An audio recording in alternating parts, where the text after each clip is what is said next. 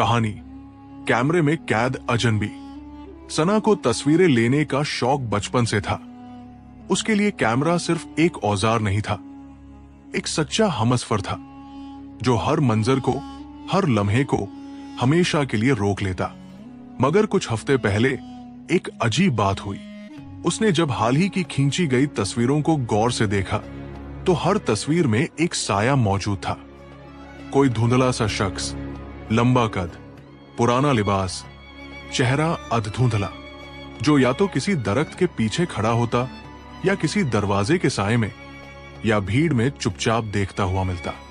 पहले तो सना ने सोचा कि ये शायद कैमरे की कोई गलती है, मगर जब उसने अलग अलग जगहों, अलग अलग वक्त और कैमरों से ली गई तस्वीरें देखी और हर तस्वीर में वही साया था, तो उसके रोंगटे खड़े हो गए।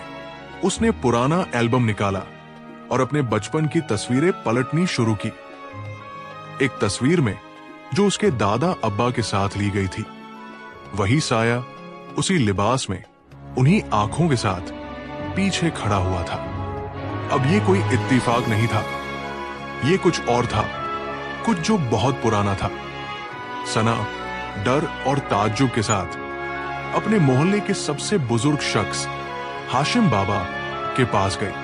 उन्होंने तस्वीर को देर तक देखा, फिर गहरी सांस लेते हुए बोले, बेटी, ये शक्ल, ये तो रईस मियां की लगती है।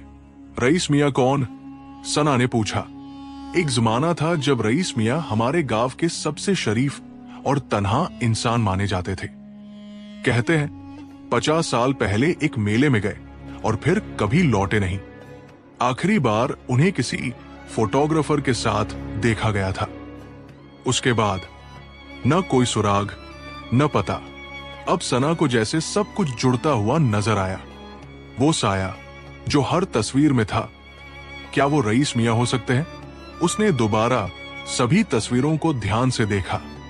अब एहसास हुआ, साया हमेशा कैमरे की तरफ नहीं बल्कि सना की तरफ देख रहा होता था, जैसे कोई इशारा करना चाहता हो, जैसे कोई पुराना रिश्ता हो।